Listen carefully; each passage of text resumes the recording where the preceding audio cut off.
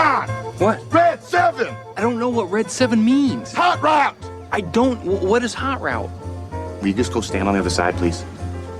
Down! Come on. Ready! Down! Set! Hut! Hut! Hut! Hut! Hit me!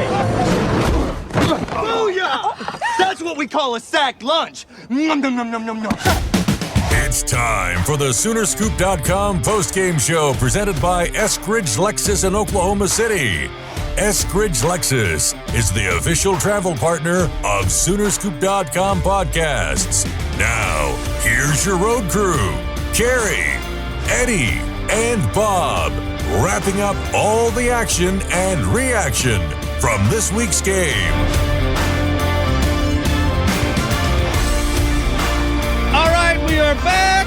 We are back. It is the Eskridge Lexus postgame show, as the big voice guy just told you.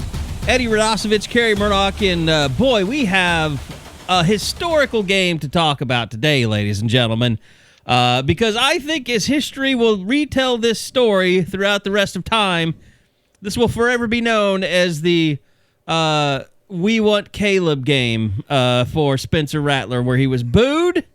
Now, Eddie, you were down on the field. It was clear as day on the television Will the broadcast. New York Athletic Club highlight this before the Heisman Trophy presentation? My God. Did it seem like it was coming from other places other than the student section? It was like a grumbling after like the second series, after they went 3 and out, and then it was like it was more of a like, okay, yeah, I think that there's some people booing. Like, after they punted for the first time in the game. And then... by the way, glorious punt. Yeah, Michael Turk's yards. great. Michael Turk's great. It was like... It's hard to explain. It was like you could feel it building in the stadium. It went from okay, I think people are starting to get restless, to, okay, people are officially restless, to, oh, are they booing him? And then it was officially a... We Want Caleb chant as loud and as clear as possible. Like, I don't know if you've seen the TV, like the take from the TV or whatever, but like Fowler and Herbstreit, like they noted it. Like it was a very loud, like they're definitely chanting "We Want Caleb." It became a full on shame on you segment from Chris Fowler and Kirk Herbstreit. Not the best look. Like, let's just get that out of the way. He's a college kid. Like, I understand that there are people that want to, and I'm probably going to say some things in the next, 45 minutes to an hour that are probably not the nicest things to say about college kids, but I don't know if he necessarily deserves that.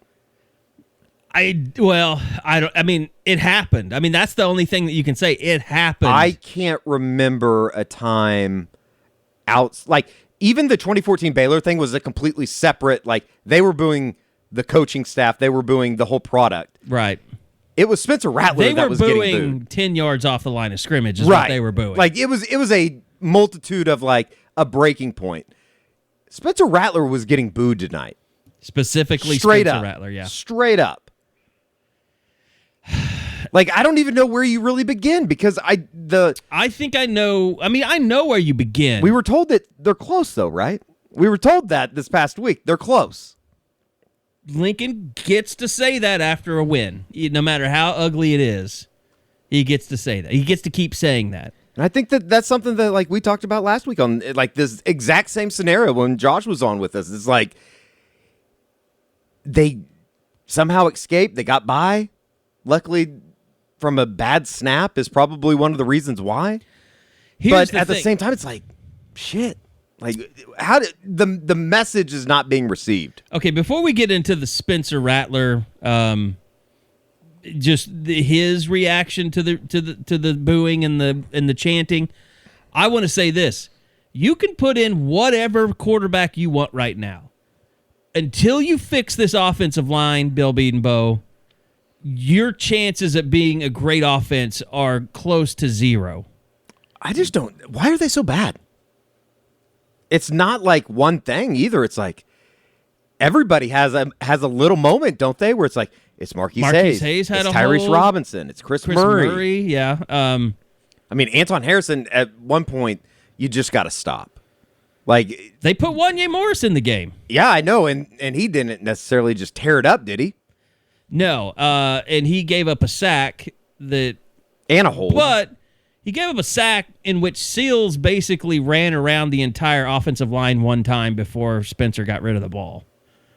And look, you just there's something going on with Lincoln, and it's happened many times over his career where he just won't run the football, and it's going on now. Like, and I don't know why Kennedy Brooks is not running the football more. Does it hurt that they don't necessarily, like, Kennedy, he's patient. He's going to find you he's going to get you positive yardage. It seems like Eric Gray wants to make a couple guys miss. And maybe this is because there are so many guys in the backfield and you have to make somebody miss. They just don't have a bruiser. Do they need a bruiser? And they're not going to be able to get one. I mean, they could use Jeremiah Hall for that, but they don't ever hand him the ball, even when he's in the backfield. Well, they did one tonight, and wasn't it at a 3rd and 1, and he came up short. I can't even remember. I mean, I know there was a 4th and 4 that was a great pickup that went for like 38. That was in the first quarter. That was the first series to Eric Gray. Right. Did you see the report card from Josh tonight? I haven't had a Offensive chance line. to look at it yet. How The bad? highest grade was a 60 on the offensive line. Wow. Chris Murray, Anton Harrison. These are out of 100. 30. Wow. Marquise Hayes, 40. Tyrese Robinson, 50. Andrew Rame, 45, making his first start. And Chris Murray, the highest graded offensive lineman, a 60. I feel like this is what happened last week. Like, Gabe never told me like the offensive line was bad, in his opinion. Like, he just said that, they could do this or that, and then he defended some of the play after. And when Josh ripped him, he's like, "Hey, tell Josh this." I'm like, "Here's his contact information. You tell him." Mm-hmm. I feel like Gabe might agree with Josh this week. They just... I had somebody text me earlier tonight. It's like, to a certain extent, Tyrese Robinson and Marquise Hayes, they're the most veteran guys on the line, and they might be two of the worst performing guys right now. There's just no consistency. No. At all. And you would at think, any position. You would think out of either of those guys, and maybe... Marquise Hayes should be playing to be a second-round draft pick right Sure. now. He has all the measurables. Sure. He's not. He's not. He's been- playing himself been out bad. of he's playing himself in like the 4th, 5th, or 6th round. That entire group's been bad. And you thought maybe that after last week, when you're able to average 5.5 yards a carry, we come in here tonight and it's more so, well, Nebraska was just letting them do that. I don't necessarily think that they were just excellent. Yeah, I mean, it's baffling. But it's the biggest reason why this offense is having trouble, not because of Spencer Rattler. Sure. I mean, if Spencer Rattler is not, every time the ball is snapped, basically, he's under duress. Yeah. And it's not fair for any quarterback. And then people pile on him because he's not a great runner. But once he gets under pressure, it's like there's not a whole lot he can do. I mean, he's got to roll out all the time. And yes, they pointed out on television tonight how he missed a wide open Drake Stoops.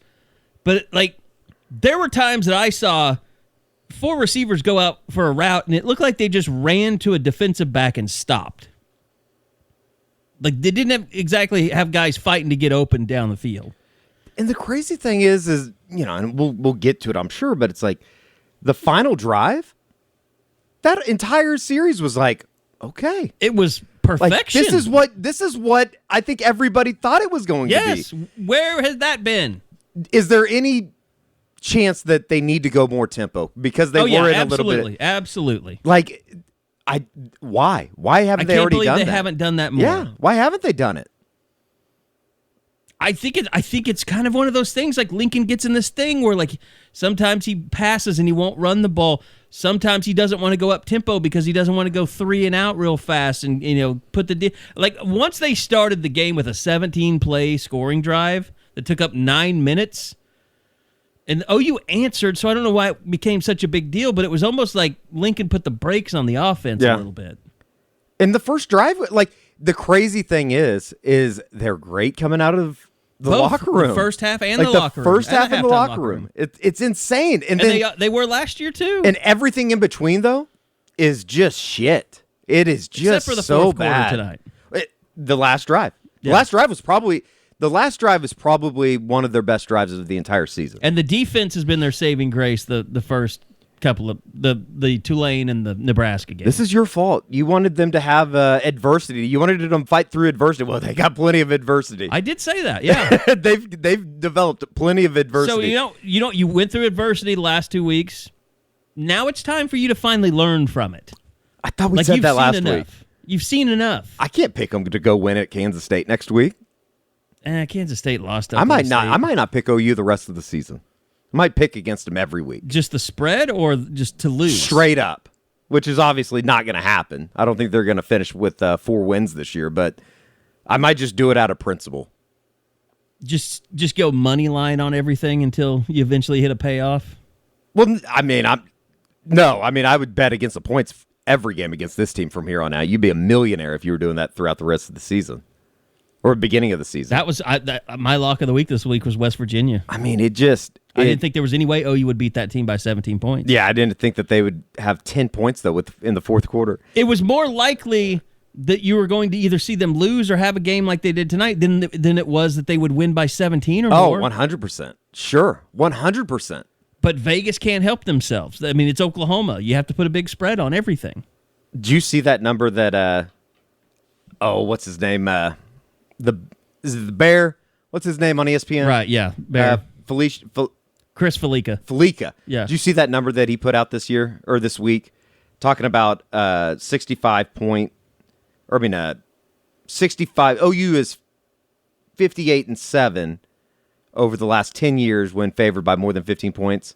And it added up to 65. I need to find it. But the moral of the story is when they're 15-point favorites or more, there's a good chance that they're not only not going to cover, but they could lose outright. I think like the losses were 8. It was 8 losses. I'll find it. I need to look it up because... Well, one thing we didn't talk about is one of the most shocking OU losses, not just of the Stoops era, but of all time, was when Seth Dagey came in as quarterback at Tech in 2011. Sure. The Dagey family just has it out for OU. It's a good thing Neil Brown let that other quarterback play, Garrett Green. I thought he was pretty good. Like, he's at times he's pretty good. Looked like a little Baker. Yeah, like a miniature Baker. A little bit. He's tiny. He's probably more like a Chandler Morris. I think Neil Brown's a good football coach. He is. I mean, he's done a better job there than I thought. I mean, you would agree that if they don't make the dumbass snap, they win the game. West Virginia wins that game. Or we go into overtime. I mean, I think they would have just bled out the clock and then kicked a field goal and won the game. Maybe. Because there was like 4.5 left. Yeah, but I think the field goal was coming. It would have come with like three minutes. Yeah, I mean, it would have been dependent on what OU was going to do with their timeouts. Yeah. But okay, so that's just my thought. The offensive line is a mess. It's got to get better, or nothing's getting fixed, and that's Bill Bedenbaugh's problem to work out. Okay, I found it. Sorry, I got to get this out. In the past 10 years, Oklahoma is 57-8 when favored by 15 points or more. The .877 win percentage when favored by more than 50 points is worst among any team that has been in this big of a favorite of at least 35 times, and the 8 losses are the most by any FBS team. No other team which has been that big of a favorite at least 35 times has lost more than 4 times in that spot. So OU's been favored 65 times by 15 points or more. They're 57-8. So you can say that OU is the gamblers look at them.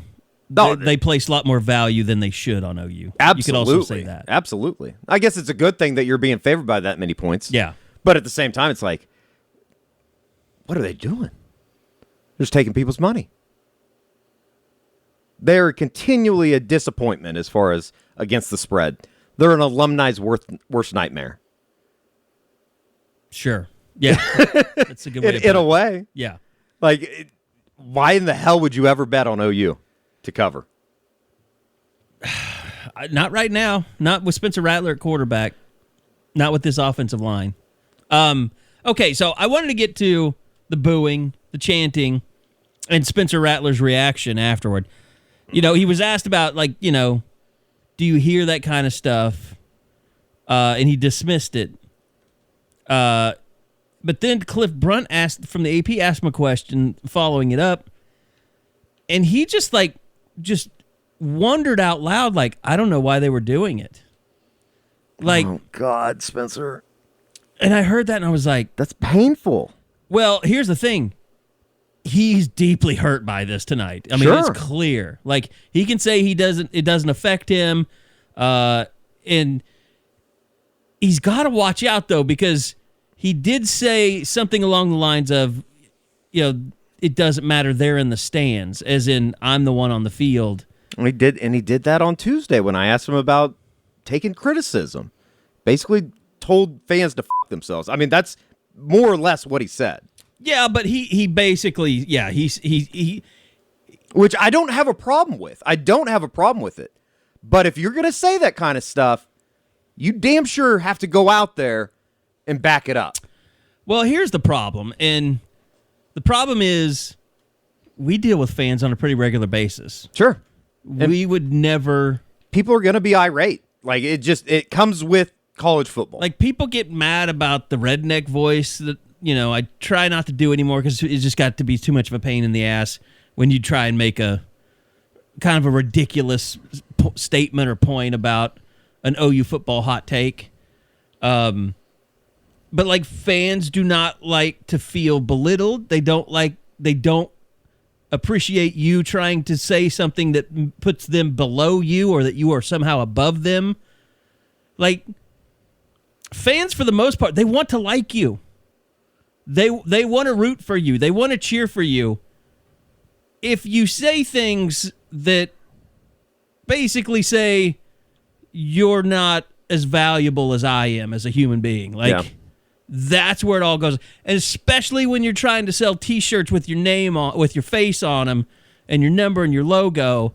I mean, it was a good step for him to take the thigh pads out. Yeah. Because it's about OU. It's not about Spencer Rattler. Yeah. And I do think that there's some resentment. It's kind of like that.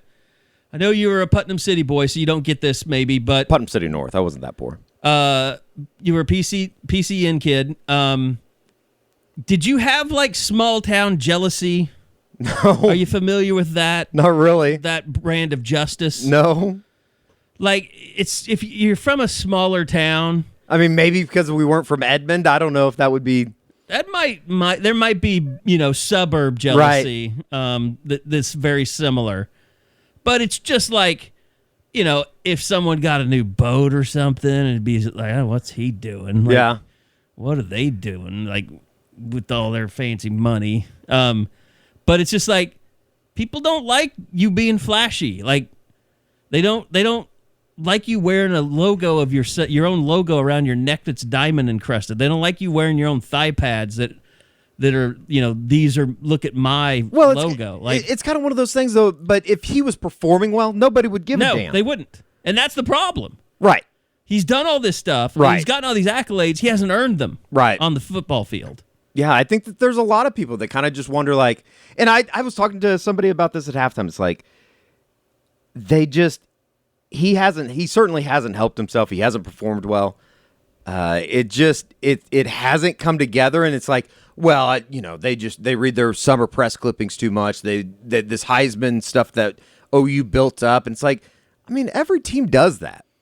I think NIL is just the most convenient excuse. It's a crutch. If there wasn't NIL, they would be ripping him for his demeanor or his body language. Which I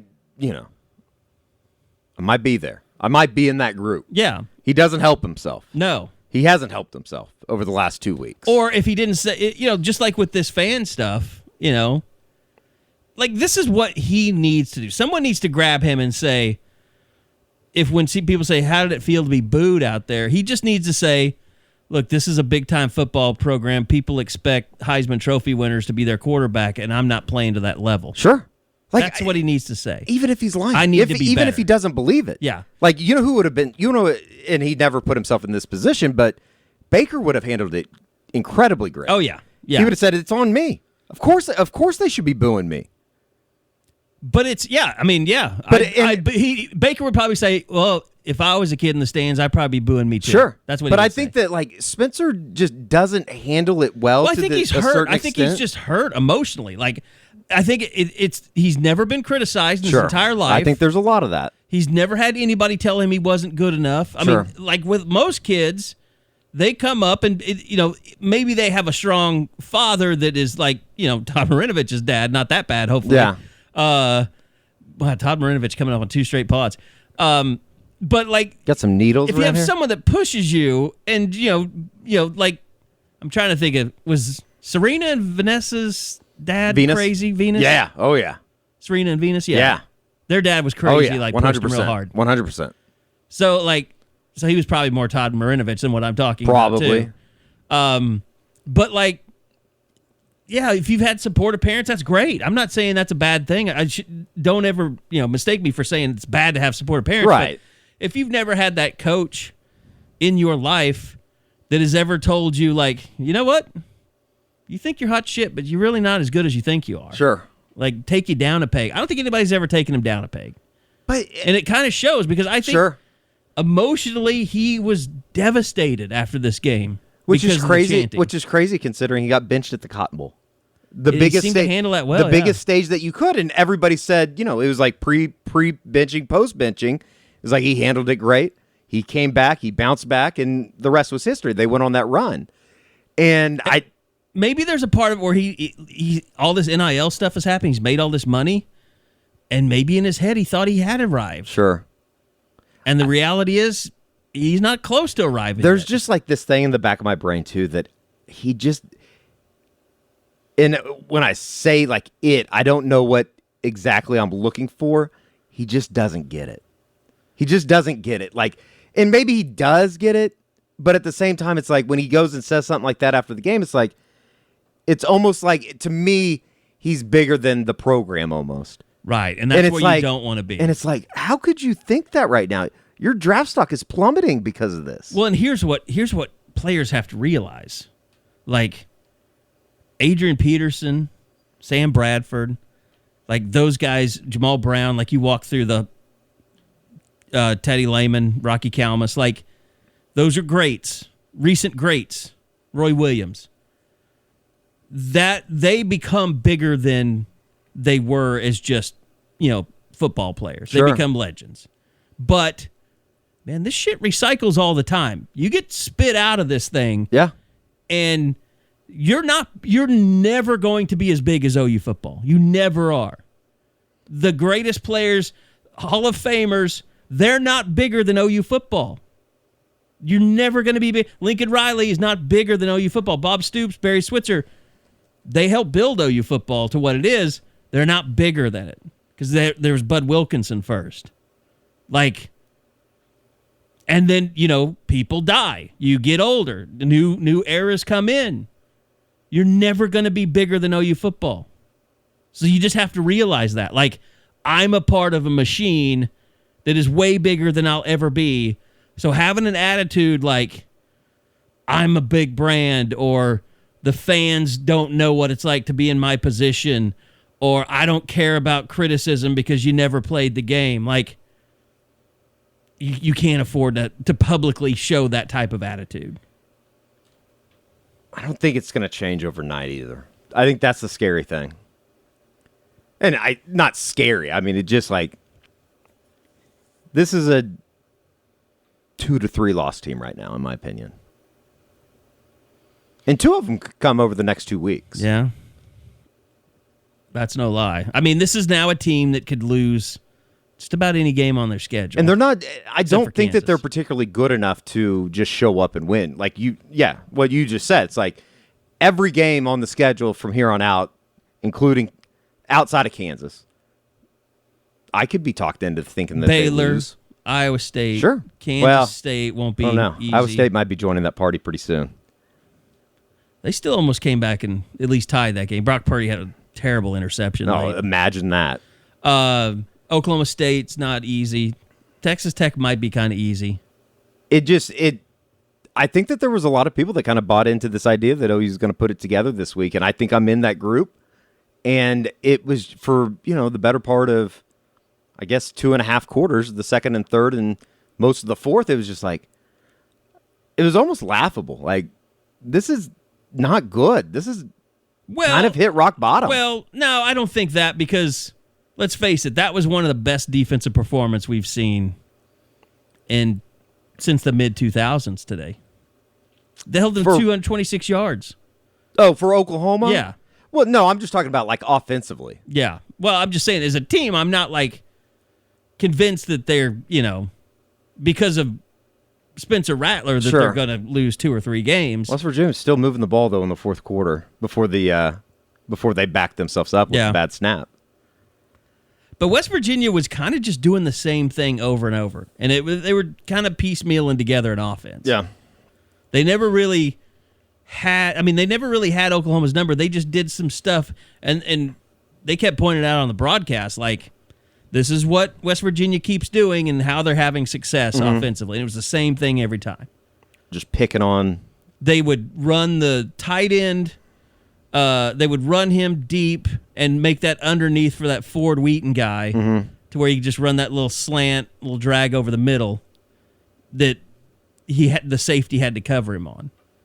And that was their best play all night, other than the zone read. Sure. Which, oh my God. I mean, we talk about the defense, but there was literally one play where Garrett Green faked a handoff, handed it off.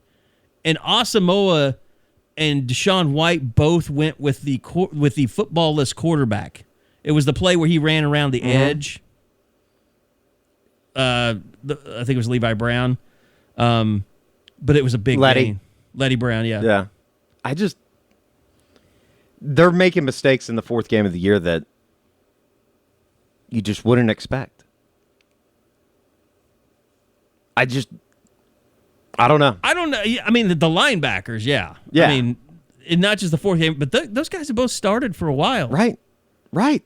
And that's the most disappointing thing. Shane Winter, I thought, made more plays than most of the they weren't without plays. No, but think about the 4 names that we've just listed off. Marquise Hayes, Tyrese Robinson, Deshaun White, Brian Asamoah.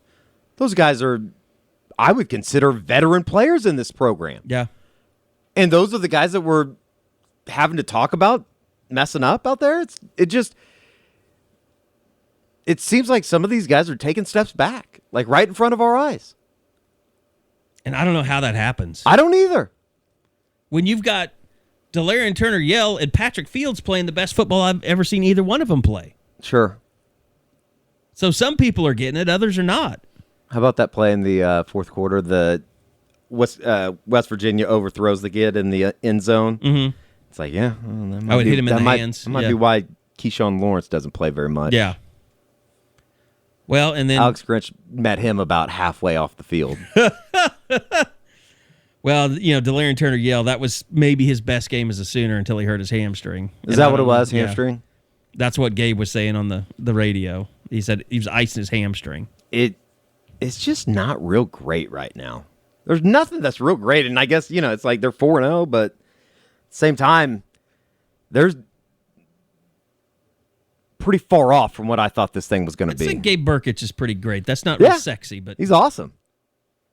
Gabe Brkic is the best kicker in the history of OU football. I'm ready to just change my mind.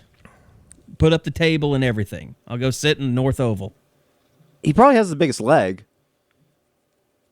At least of my lifetime. Yeah. I can't say that I sat around and watched Seibert Uwe. Never kicked field goals like that. No. And he's been kicking in the NFL. Yeah. Starting for the Lions tomorrow. Gabe Brkic could be a guy that, like Adam Vinatieri, where he's kicking in the league like 20 years from now. Well, the thing about it, though, is you got to make it. Like, everybody has a leg at that level. You got to make it, though. Because if you don't, they'll cut your ass and they'll find somebody that will. Yeah. And you got to make the extra points. Sure. But But as good as he is, I could see a team just keeping him on the roster just to kick the 56-yarders. Pretty unbelievable that was the first walk-off I know. field goal in the history of Oklahoma. I know. Like all the kicks, all the games. Like the kick at Ohio State was not as I guess there was time-expired. 3. I guess there was 3 kicks left. 3 seconds left. On Uvas? Uh-huh. Yeah. Yeah, it was the first game in the modern era. Von Schaumans had 3 seconds left. Blanton had 11 seconds left. Jeff Ferguson made one with 5 seconds left. And then Tim Lasher versus OSU had one more play, is what Dennis Stats Kelly tweeted. I think he works with Toby in the broadcast booth. Yeah. He probably got that from Mike. Oh, no, this guy probably just he's nails when it comes to OU stats. It's just incredible, though. No, I meant Mike, not Houck, Mike Brooks. Mike Brooks. Oh. I think he's the guy that gives everybody. He's Mr. Stats. It's unbelievable, though. I couldn't be more down on just everything OU's doing offensively. I mean, I think there's some stocks up offensively tonight, though. Mike Woods. Yes, Mike Woods. Mike is the Woods, first one I welcome thought of. to the University of Oklahoma. 9 targets, 8 catches, led Look the good. team in receiving. And coming out of the third quarter, or coming out of halftime, that was a great drive. But you have to settle for a field goal. And you know what? The stats don't really reflect it, but I really feel like it was the first time that I felt like Spencer Rattler tried to make Austin Stogner a go-to guy again. A little bit. Now, was the throw at the beginning of the third quarter to Stogner in the end zone, did he have him open? Yeah, I he kind of just got missed blocked the window. out. I kind of got blocked out by the goalpost. He threw it a little too ahead of him, and he could have fit it in there. The throw it was not impossible. The throw to Hazelwood was terrible. Yeah, it was. threw Hazelwood it did into not the come out ground. of his break yet. Okay. And he got rushed, so he let it go before he got out of his break. Okay. And he just threw it too far into the route, basically. Are we confident enough to say stock up for Mario Williams? I mean, I wouldn't argue you if you wanted to go there. I'd say, holding steady. Okay. Stock up for Drake Stoops, I think. He's going to be good for. Or he might be more holding steady. He'll be good for a couple grabs a game that you go, yep, that moved the sticks. They really needed that. Yeah. And he had one of those catches in the final drive. It's like, and again, I just go back to that final drive, and it's like, that's what I think everybody thought this offense was going to look like. Do we have to say stock down to OU's offensive coordinator tonight? Yeah. Lincoln Riley. Yeah, I mean, there's some very just strange. Not like we're going to fire him or anything. Well, they got fired. He got fired last week. He Yeah. got fired, rehired, and he might get fired again this week. He's going to at least get a in-school suspension. I just don't understand what they're thinking sometimes. I mean, he has that thing that he does with the run game where he gets lost or something. It's But when you can't pick up a yard, like Brent Venables has the get back guy. Mm-hmm. He needs a run the ball guy, like to tap him on the shoulder every once in a while, just remind him, hey, you've got running backs. We need to run the ball. When you average 2.2 yards a carry, it's pretty hard to have any faith in what you're doing up front. But Kennedy Brooks doesn't run the whole game, and then you give him the ball on 4th and short. Yeah, it just. What good does that do? I don't know. And was that even close? No, The 4th and 1. No. He got hit as he was getting the handoff. How can this group be so bad up front? I truly don't understand that. I don't have any answers for that. Because you're talking about guys that have played a lot of football down there. I mean, Chris Murray's played. Wanya Morris has played.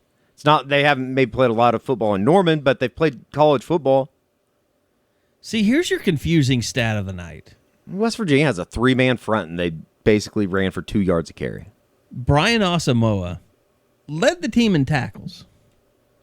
He shared that with the safety in Patrick Fields. And the next person behind Patrick Fields was Delarian Turner-Yell. Yeah, and he had how many did he finish with? DTY? 8.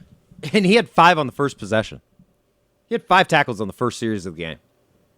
But, I mean, that's the thing. It's like the safeties are getting all the tackles. Like, where are the linebackers? I mean, Asamoah had 9, so he was there. Well, I got some good news. And I guess Agwebu had 6. I got good news. Danny Sussman was without Sling today. Yes. And it very much sounds like he will be expected to be back on the field this week.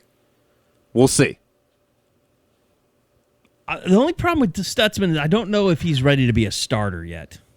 I mean, but I guess it doesn't matter. They rotate so much. And that's another He'll thing. get a chance to play. I still don't understand the... I guess I'll never understand the rotation thing. You know who my biggest stock up is for on defense today? I bet you can't guess it. I mean, did Nick Benito even play? He had 0 tackles. He had How many sacks were they quarterback hurry. How many sacks were they credited with? They were credited with 1 sack. It came from Perion Winfrey. Oh, and it was like a... It was basically a 1 yard... No, it was like a 1 yard sack or something. And then they got the grounding. Perion got the grounding call. I mean, I was surprised that they weren't able to get as much pressure. And I guess Daggy was trying to get the ball out pretty quickly. Yeah. And then they had the run game with Garrett Green. Who are you going to say, though? I'm trying to think. It's probably not fair because I sit and stare at the defensive line a lot. Mm-hmm. But Corey Robertson had a great night. Oh, he did. Tonight. Yeah, he did. He had a really good game. He was really good. Sure. Like, that was his best game as a Sooner. And taking advantage of an opportunity because I would imagine that he was playing a little bit where Jalen Redmond would be playing. He led the team in tackles for loss with 1.5. He had 4 total tackles. The other thing that's really weird is, and I saw Gabe mention this on the Coaches Corner this week, but like Isaiah Thomas is one of the weirdest players in that even though he doesn't always have a big stat line, he's always having an impact on the game. He makes impacts on the game. Yeah. He had a really nice play on the goal line, too. Shed off a tackle, a block. Yeah. Tackled. And he also had the one play where it was a zone read, and the quarterback was just out in wide open spaces. He just lunged at him and was able to tackle him. Just very long. I thought Latrell McCutcheon had a nice day. He forced the fumble that West Virginia ended up recovering. Those guys come in and make plays. There's no doubt about it. They're going to be good. Yeah, but other than that, defense won the game for him. To a certain extent. Oh, they absolutely did. Because I kind of roll my eyes at most of what Lincoln said after the game, to be completely honest, but I think it's probably right. They lose that game a year ago. I mean, it's kind of like what we were talking about last week. Do I have any faith that Spencer Rattler can go and lead them into a game-winning drive? Well, he went 14 plays or 15 plays, 80 yards tonight. Yeah, he was really good when it mattered. They looked great when it mattered. And I think that's like one of the most frustrating things is when it's mattered and when they've needed to either get a stop, whether it be against Tulane or Nebraska, or I guess tonight technically, they've been able to pin their ears back and be able to get after the quarterback. But tonight it just like when they need to get it done, they do it. Like, where's that sense of urgency, though, for the other, 55 minutes of a game? Yeah, I'll say this. I also think, though, that the guys that they played, they beat the shit out of Tulane's quarterback. Yeah, which they put up a good performance today. Adrian did they? I didn't see. No, they got beat by UAB at home. Did they really? UAB? Yeah. Well, have they even been back to campus? I guess today was the first game at Ullman. No. They're now. We'll go ahead and say they're the best 1-3 team in the country. Oh God, I hate those labels. Nebraska almost beat Michigan State. It today. did sound like Nebraska played pretty well tonight. And that's the thing. Like, they play Adrian Martinez, and they got a lot of pressure on him, but he's just about as good as I've seen on Owen Field. Like, he's not Johnny Manziel good. No. At escapability, but he's a lot better than I gave him credit for. It's like all the outs that Oklahoma had in a way. It's like, oh gosh, okay, that doesn't fly anymore. That doesn't fly anymore. No, look, no, I'm not trying to make it out to where they're not as bad as they look or anything like that. Like, they're not great. And there were plenty of times tonight where we were just kind of like, yeah, Spencer Rattler might not be a very good quarterback. Oh, there was a point in the second quarter I honestly had those thoughts in my brain, like, what would be the worst that would happen if they threw Caleb Williams in there?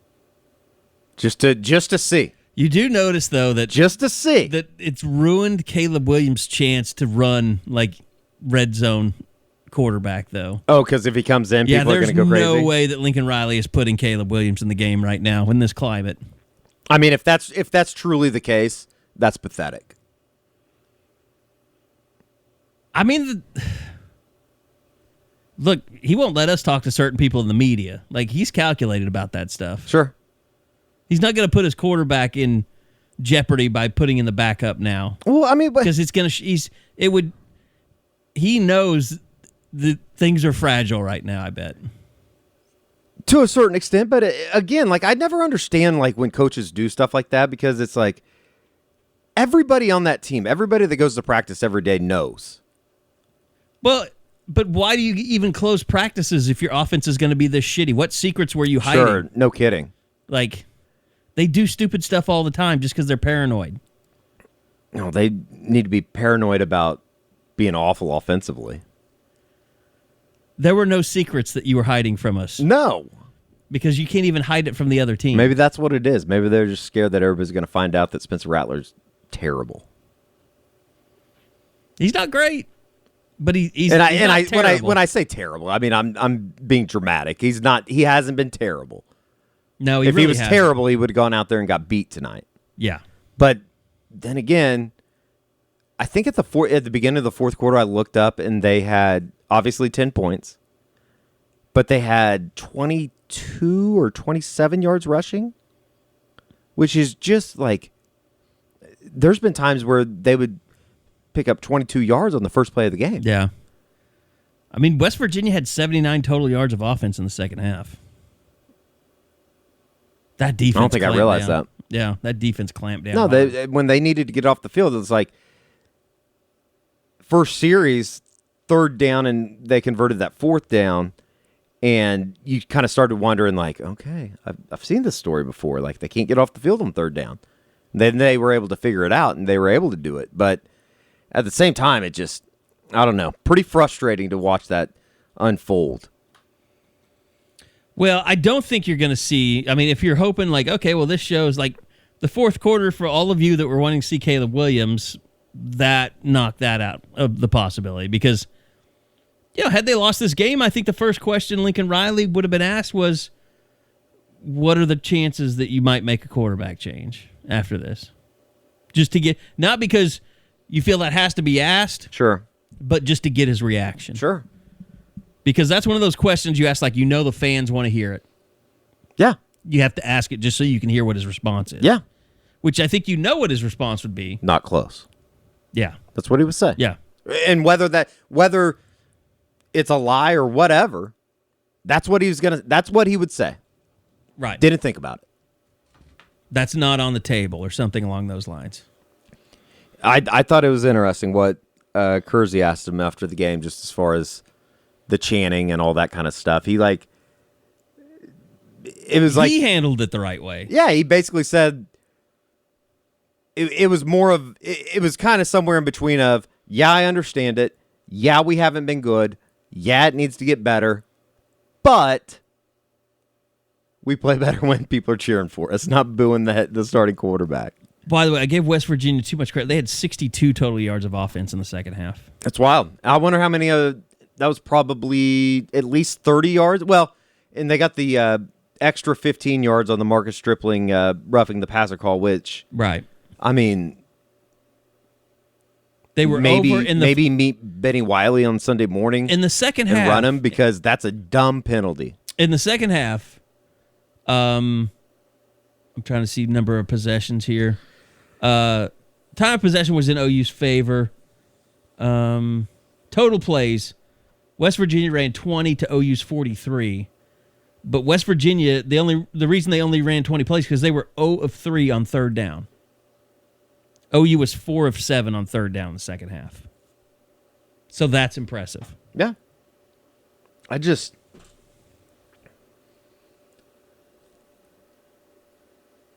West Virginia also had 6 penalties for 28 yards. OU had 4 for 35. But OU had 222 total yards in the second half after only having 91 in the first half. And 6 points to show for it? Or excuse me, 9 points to show for it? 7. What? I'm looking at in the second half? First half stats. Oh, right here. first half. Yeah. I'm saying second half. 10-7 going into halftime. OU only had 91 total yards. Then they came out and had 222 in the second half. 90. I mean, they almost had more yards on the final drive of the game than they did in the entire first half. Yes. I mean, it's crazy. It is. It really is. And I'm looking at okay, so here's in the fourth quarter, the game.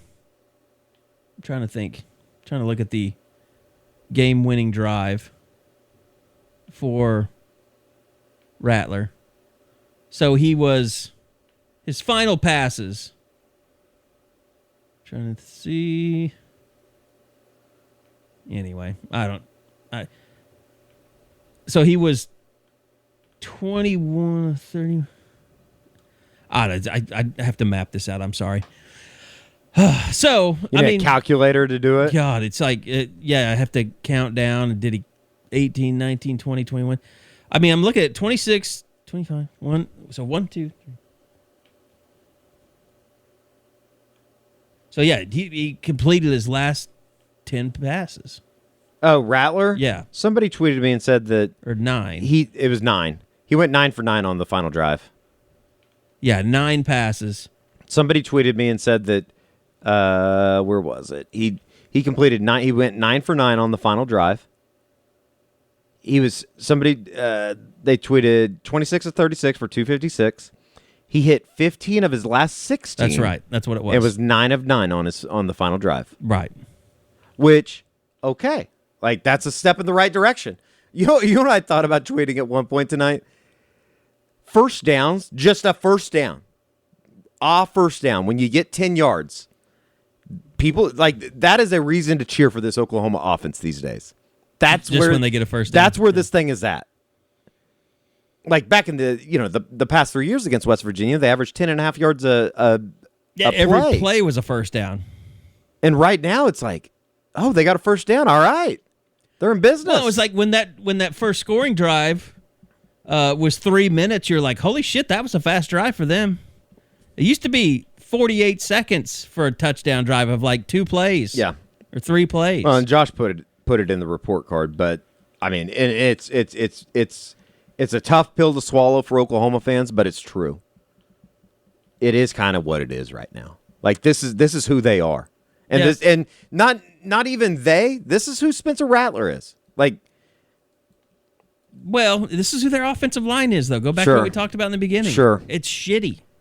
Offensive line is shitty. Well, I guess I'm kind of almost mind blown at just how poor they are, how bad it is.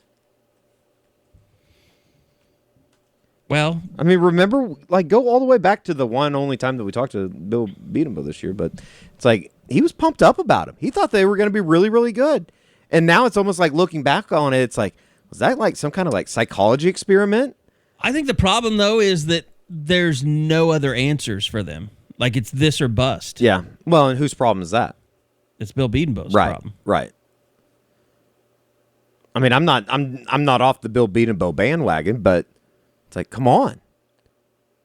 There's so many, like, we never talked to Bill Beatenbow, like you said. I feel like he's always the whipping boy, but it's like Bray Walker's a perfect example. It's like highly rated out of high school. I think he's the first person that I think of when I think of why it's not, it's like, why aren't you any good? Yeah. And I'm sorry that it sounds like that, but it kind of is what it is, isn't it? It's kind of like, when we did talk to Bill, we would ask him, like, would you ever consider playing Bray Walker at tackle? He's like, no, he's a guard. Mm-hmm. He's an inside guy. And then, like, you hear over the summer, like, he's trying to tackle. And now, looking back on that, it's like, oh, it was a move of necessity, wasn't it? By the way, I don't believe they had to find somebody. I don't believe we saw any Justin Harrington once again tonight. No. I did notice he was working with the safeties, though, during pregame. Kendall Dennis is alive too. I know that was a guy that had become kind of a ghost on the message boards. And I saw that Josh Jarbo had a bad early play, and then I don't remember seeing much of him after that. Who? Josh Jarbo. My God, Joshua Eaton. If Josh Jarbo would have been out there, somebody would have been shot. It is. I'm not drinking, but it's 2:35 a.m., and that's... that would have been amazing, though. That's probably a pretty good indication that the pod's about to wrap up. It just, I don't know. We'll talk about it on the U40 this week, but again, we kind of find themselves in a situation going into Manhattan next week. It's like, I didn't think Kansas State, obviously they must not have played very well tonight against Oklahoma State, but it's a team they've lost to 2 years in a row. Yeah. If that doesn't grab this team's attention, I don't know what will. It's so sad to say, but the worst position to be in is going to Manhattan after they're coming off of a loss. Sure. But you know what? If you're Oklahoma, you got to be able to beat Kansas State. Just like last year. You didn't deserve to go to the college football playoff because you couldn't beat Kansas State on your home field. Sure. So if you want to go this year, you better beat Kansas State on their home field. Better teams than you have done it. This is definitely a hot take reaction, but when was the last time that Oklahoma had played 4 games? And I have no idea what this thing is. What? I don't understand what you're saying. Just as far as 2021 Oklahoma football, I have no idea. I think that they're decent defensively, but then in the back of my mind, it's if West Virginia doesn't snap the ball past Daggy, I think that they lose the game. I'm not ready to go there. That they would have lost? Yeah. Well, even outside of that, it's they were still in a dogfight with the West Virginia team that I don't think is anything just incredibly great. Beat Virginia Tech. Did Georgia Tech end up beating North Carolina Tech's today? Any good. Did Georgia Tech end up beating North Carolina today? I have no idea. All right. I think we're both kind of tired and cranky. Yeah, Georgia Tech won 45-22. Wow. I don't know who North Carolina is either. Well, they're not a top 25 program. Or Virginia looked like a world beater, and they suck. Who'd they play today? I don't know, but I remember they got their heads kicked in last week. They might have played on Thursday night or Friday night. West Virginia. Virginia got beat by Wake Forest today. They got beat last night. Okay, yeah. 24th. I think pretty bad, too. Yeah, it was 35-17, something like that. And then Clemson loses today. USC loses today. But USC didn't lose. They got their ass kicked. Yeah. But, Oregon State wins at the Coliseum for the first time since 1962. You see there was almost nobody in the stands at that thing, too? Man. I don't know what's worse. I don't know what I would rather do right now. Be a USC fan or be a Clemson message board moderator, because that thing is embarrassing. Just straight up. Wow. That is an embarrassing. That's an offense that has completely fallen apart. Oh, is it all on DJ? He made a great pass at the end of the game tonight, and the receiver just didn't reach out and grab it. It was bizarre. I just don't get it, man. I don't get why some of these teams and by some, a majority of these college football teams are just struggling so much. Yeah, it's crazy. I don't understand it. Especially after what they went through last year. There's been some talk on the board about just all the new rules that they put into practices and how much they've taken out, not being able to tackle and stuff like that. It just I don't know, man. That just kind of seems like a little bit of an excuse, but it's been that way for a while. Being that it's such a wide-ranging all teams thing, I don't know. Dude, I thought OU's defense was really flying around on that first series, even when it was 17 plays. They were. There were some people knocking the shit out of people out there. I thought DTY, he looked good at times, but there's just little breakdowns. And Lincoln and Grinch, they both said it after the game. They had busts. They had busts in the secondary. Yeah. But, it's just one of those things that, still coming out of the 226 yards. Yeah. Oh, defense is very far down on the list of things that they need to improve. Yeah, that's the reason they won tonight. Yeah. That's the reason they've been winning. It's offensive line. It's quarterback. It's wide receiver. It's play calling with running Play game. calling. Running backs. Everything in the offensive side of the football.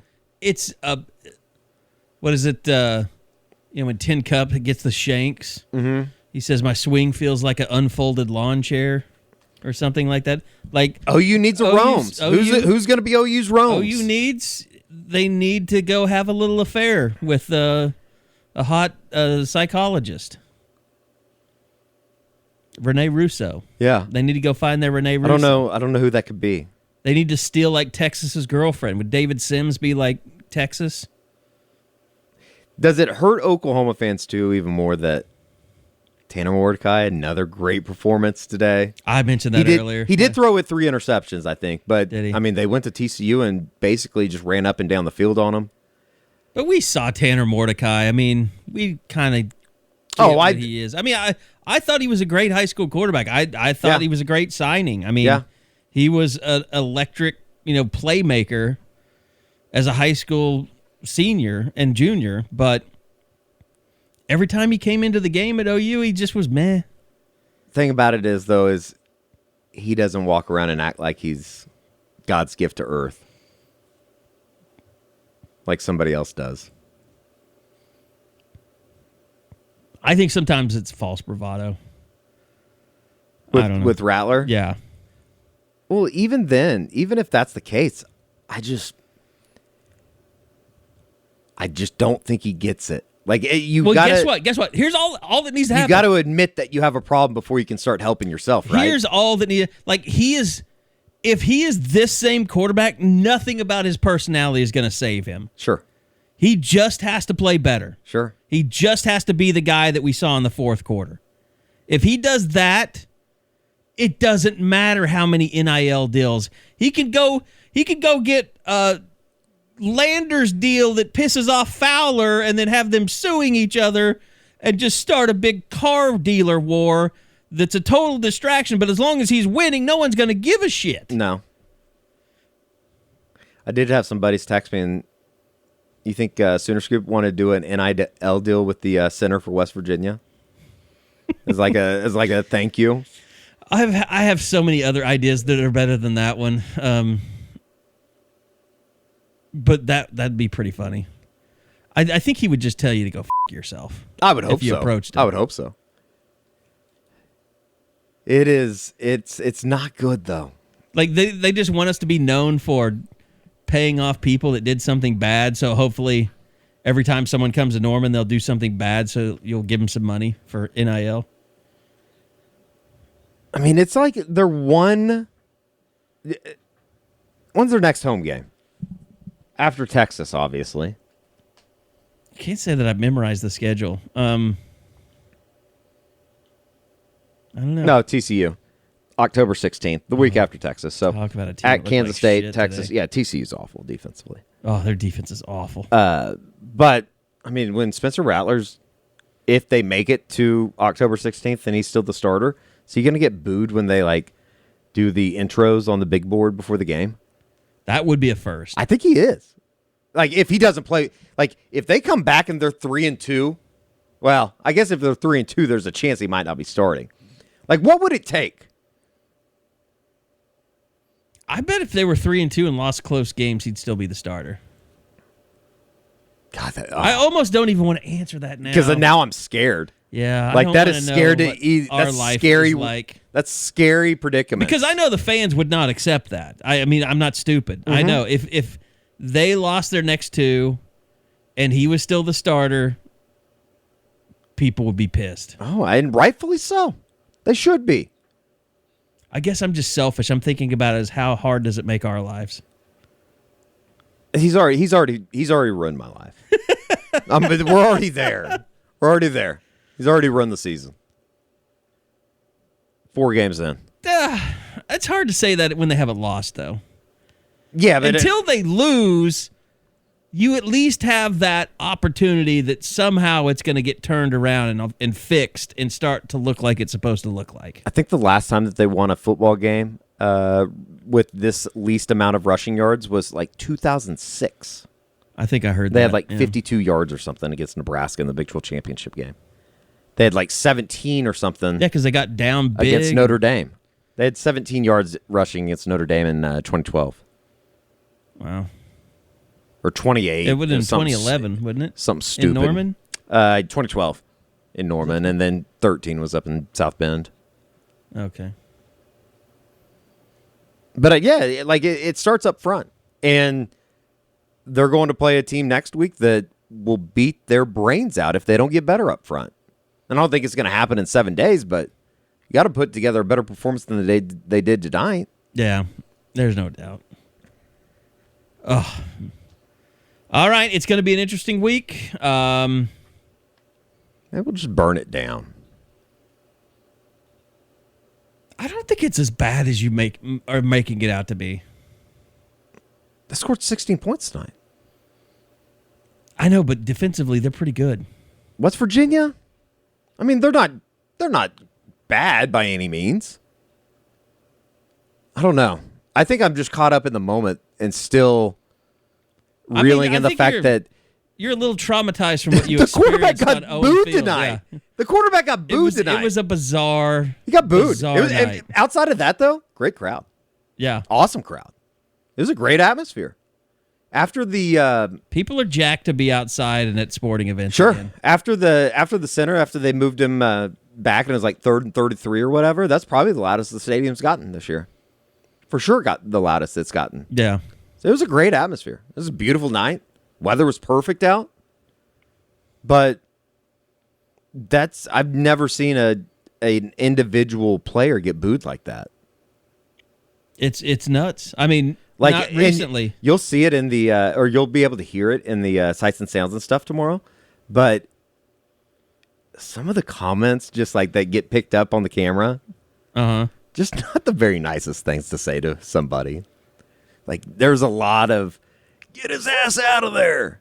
It's just like, ooh, that guy's not happy behind me. That guy's not happy at all. All right. I think I've had enough. I think we all. I think we were pretty easy on him. No, I do. It's just What else? I don't know what else how can to you say? I don't know how to fix anything. No, I don't know if it's what's fixable, what's not. That's I'll have to go back and watch it, but it's like, what more can you say than be better? You have to get better. I mean, I think the thing you're gonna do come out of it is just if you sat and watched that tape and really broke it down, I just think you'd be astonished at how bad the offensive line is. Yeah. Well, and like and how it's like you said too. It's like even when the offensive line blocks and they give Rattler time, then it's the wide receivers that do something. Or it very rarely are they getting 11 guys to work on the same unit. Yeah. Or on the same page. So. All right. Well, we will be back again on Thursday for the Unofficial 40 podcast. That is the new home. Guys will be headed to Manhattan, Kansas next weekend for the first road trip. So looking forward to that. And that'll do it. Sooners win at 16-13. Not pretty. Spencer Rattler on a historic night, booed on his own home field, even though he also got a couple of cars last week. So that's going to do it for us. We'll be back again next week. Next week from Manhattan. He needs to go straight villain. Okay, I've talked myself into it. He needs to go straight villain. Just go heel. Every time he scores a touchdown, just middle fingers to the student section. Just do the thumbs down like the Mets. That didn't go over so well. That would be amazing. All right, that'll do it. We'll be back again next week for another edition of the Eskridge Lexus Podcast, post-game podcast from Soonerscoop.com.